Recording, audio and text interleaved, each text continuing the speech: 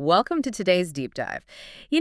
Usually organ failure comes with these really unignorable symptoms. Right, like a built-in alarm system. Exactly. A heart attack gives you radiating chest pain, or lung issues trigger a chronic cough.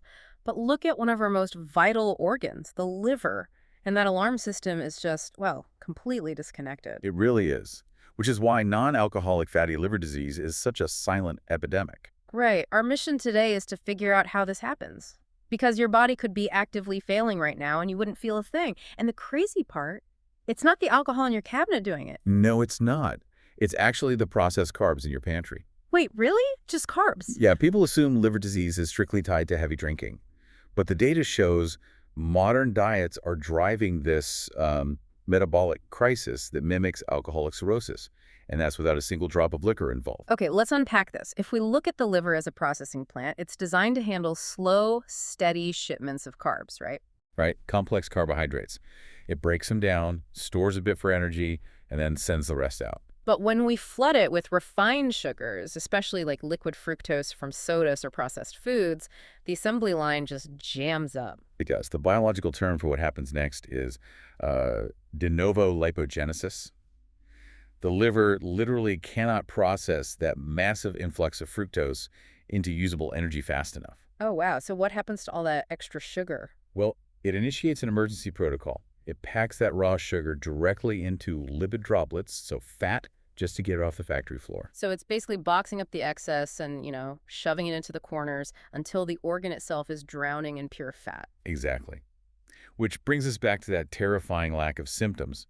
Because it's so easy for you to assume a little extra fat around the midsection or on an organ is relatively harmless. Right. You just think, oh, it's just a bit of fat. But that hidden fat is highly metabolically active. It triggers localized inflammation because your immune system actually reacts to those fat cells like they're a foreign injury. Wait, so the body attacks itself? Essentially, yes. And over time, that chronic inflammation leads to scarring, which we call fibrosis.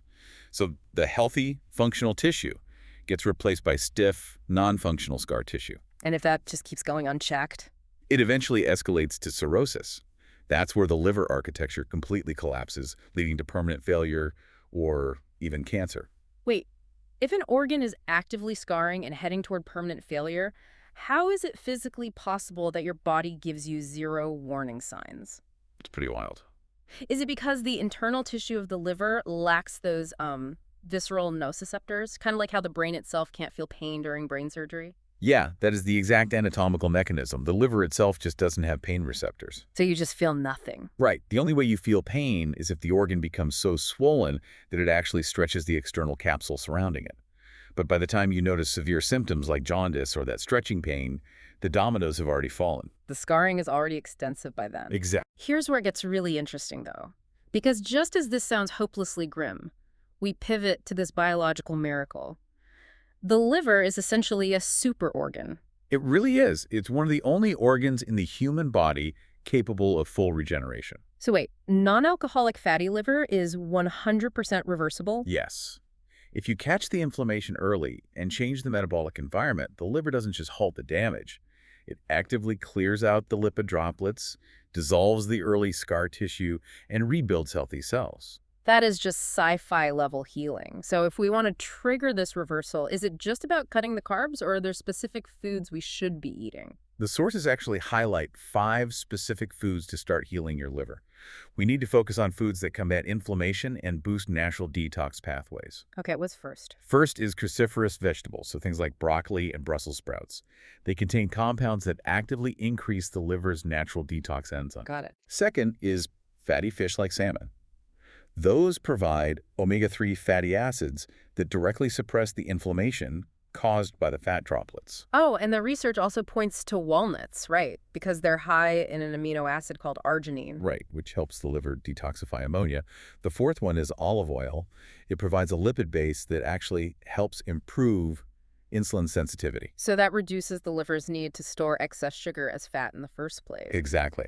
And finally, coffee. Wait, coffee? Yeah, Surprisingly, multiple studies in our sources show that the antioxidants in black coffee actively lower abnormal liver enzymes and protect against the development of scar tissue. Coffee as a liver protectant, I mean, that is definitely a takeaway you can use every single morning. Absolutely. So, just to pull this all together for you, your liver is incredibly vulnerable to modern processed diets. It's quietly converting excess carbs into inflammatory fat without sounding a single alarm. But it's also uniquely equipped to heal itself if you take action and intervene with the right nutrients. Right. Which leaves me with a final thought for you to ponder. If our liver has this miraculous superpower-like ability to completely regenerate itself when given the right fuel, what other untapped healing potentials might our bodies possess that our modern diets are quietly suppressing?